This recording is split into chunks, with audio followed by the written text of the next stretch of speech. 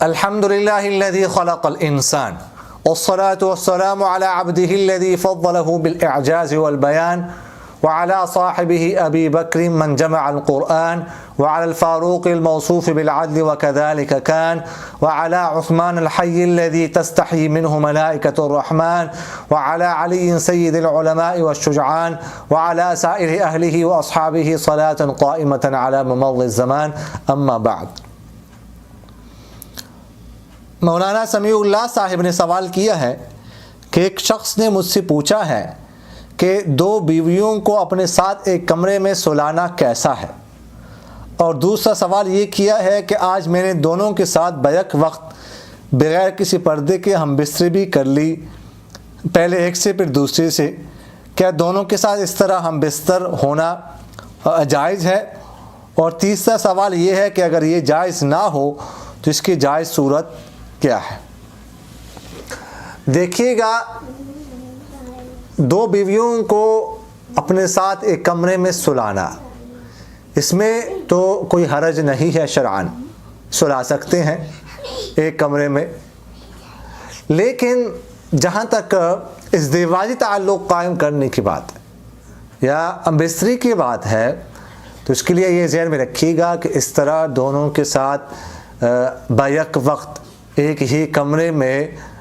بغیر کسی پردے کے ہم بستری کرنا ناجائز گناہ ہے،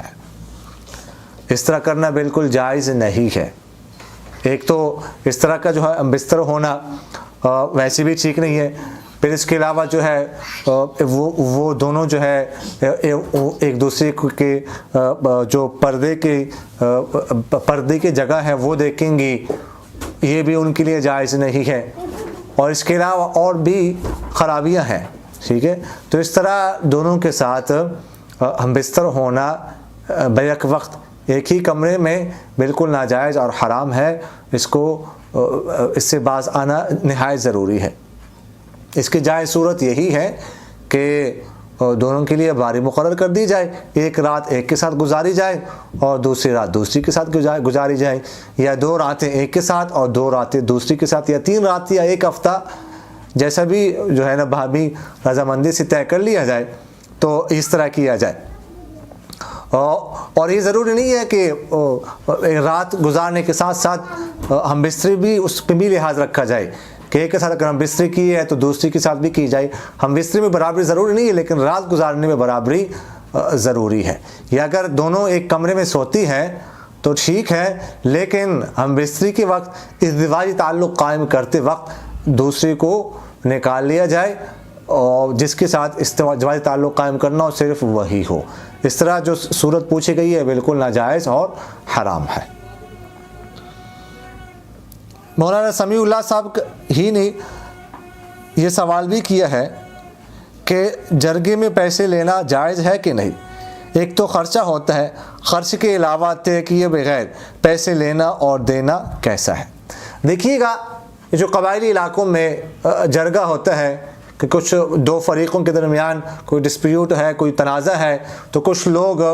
درمیان میں آ کر وہ فیصلہ کرواتے ہیں، صلح کرتے ہیں، تو اس حوالے اس کو جرگہ کہا جاتا ہے۔ اس کے بارے میں پوچھا گیا ہے کہ اس میں پیسے لینا یا فیس مقرر کی ہوتی ہے وہ فیس لینا جائز ہے کہ نہیں؟ دیکھیے گا، یہ جو جرگہ کرتے ہیں، جو صلح کرواتے ہیں، ان کے لیے فیس لینا، اجرت لینا، پیسے لینا بالکل جائز ہے، اور طے کرنا بھی جائز ہے، بلکہ طے کرنے چاہیے، اس لیے کہ یہ جو اجرت لیتے ہیں یہ حبس وقت کی اجرت لیتے ہیں، ایک وقت دیتے ہیں، ٹھیک ہے؟ اس وقت میں وہ دوسرا کام بھی کر سکتے ہیں، تو وقت اس کے لیے وہ محبوس کرتے ہیں اس صلح کے لیے، تو اس لیے ان کے لیے پیسے لینا، طے کرنا یہ جائز ہے، لینا اور دینا، اور جو ان کا خرچہ ہے اس میں کوئی حرج نہیں ہے، یہ ناجائز نہیں ہے بلکہ یہ جائز ہے اور لے سکتے ہیں۔ ایک شخص نے سوال کیا ہے کہ میں اٹلی میں رہتا ہوں، یہاں پر اٹالین لوگ بعض حرام چیزیں بھی گھروں میں منگواتے ہیں، مثلا خنزیر کا گوشت وغیرہ، کیا کسی مسلمان کے لیے یہ جائز ہے کہ ان کے گھروں میں اس طرح کی چیزیں ڈیلیور کریں؟ دیکھیے گا، خنزیر کا گوشت، اسی طرح شراب، اسی طرح کتے کا گوشت وغیرہ جو ہے یہ کسی مسلمان کے لیے کسی کے گھر میں ڈیلیور کرنا، اٹھا کر لے جانا یہ جائز نہیں ہے۔ یا اسی طرح کسی ریسٹورنٹ میں کوئی کام کر رہا ہو اور وہاں پر وہ یہ خنزیر کا گوشت یا شراب لوگوں کے سامنے رکھنا جو لوگ کھاتے ہیں یہ بھی جائز نہیں ہے، یہ ناجائز ہے، لہذا اس سے بچنا انتہائی ضروری ہے۔ اقول قولی ھذا استغفر اللہ لی ولکم ولسائر المسلمین فاستغفروہ انہ هو الغفور الرحیم۔ میرا دل بدل دے،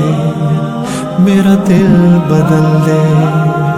میرا دل بدل دے، میرا دل بدل دے۔